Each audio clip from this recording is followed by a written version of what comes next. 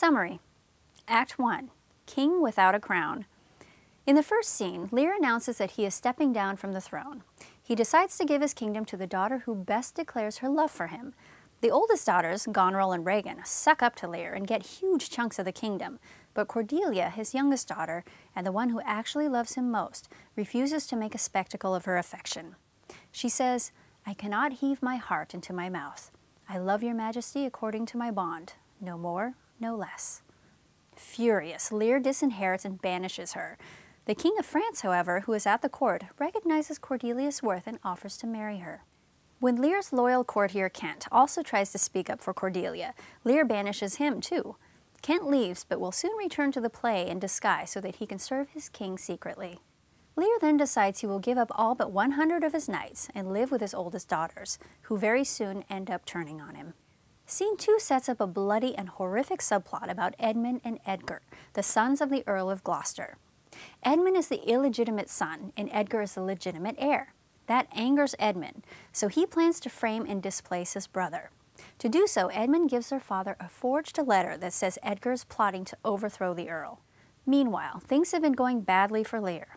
In Scene 3, his daughters are greedy for even more power and begin reducing his privileges every chance they get. For starters, they cut his 100 knights to 50. In Scene 4, Lear's fool begins playing a major role as the voice of reality. He teases Lear for having lost his kingdom, and by the end of Act 1, Lear is concerned about going crazy. Act 2. Changing places, changing faces. Edmund convinces Edgar that their father is mad at him, and so Edgar flees Gloucester's castle. The treacherous Edmund then wounds himself and blames his brother for plotting to kill their father. Unfortunately, Gloucester believes his lying son. Goneril's servant Oswald shows up in Scene 2. Kent, who had been sent to Gloucester's with a message, beats Oswald for being rude and is put in the stocks for it. Edgar also returns, but he is disguised as a crazy beggar named Poor Tom.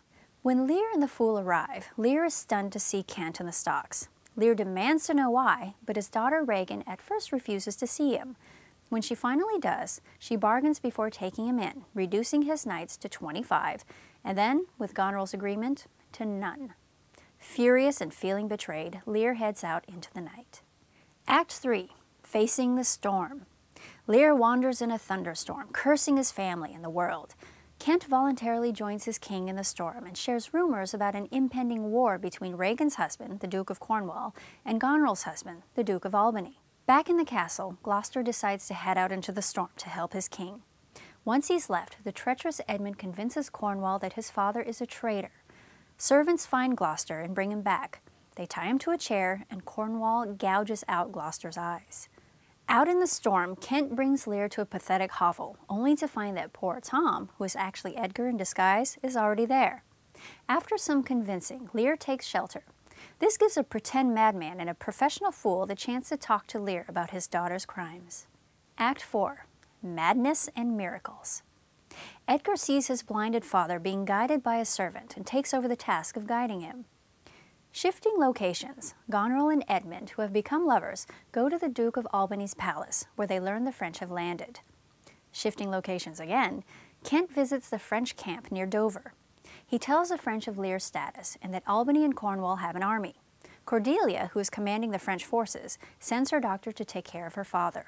Shifting locations yet again, Edgar guides his blinded father near the cliffs of Dover. Gloucester wants to kill himself, but Edgar tricks him into jumping off a small rise rather than the cliffs. Edgar then claims to have seen him fall and survive through a miracle. Lear enters completely crazy and wearing weeds as a crown. Kent reveals himself to Cordelia, but not to Lear, and the old broken king finally enters Cordelia's care, the one daughter who truly did love him. Act 5. Bitter ends. Regan, Goneril, and Edmund's forces enter. In an aside, Edmund admits he's promised his love to both sisters, both of whom are jealous of the other.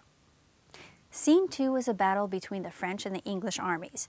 The French lose and Cordelia is captured. In the final scene, get ready, the play hurtles to its tragic conclusion.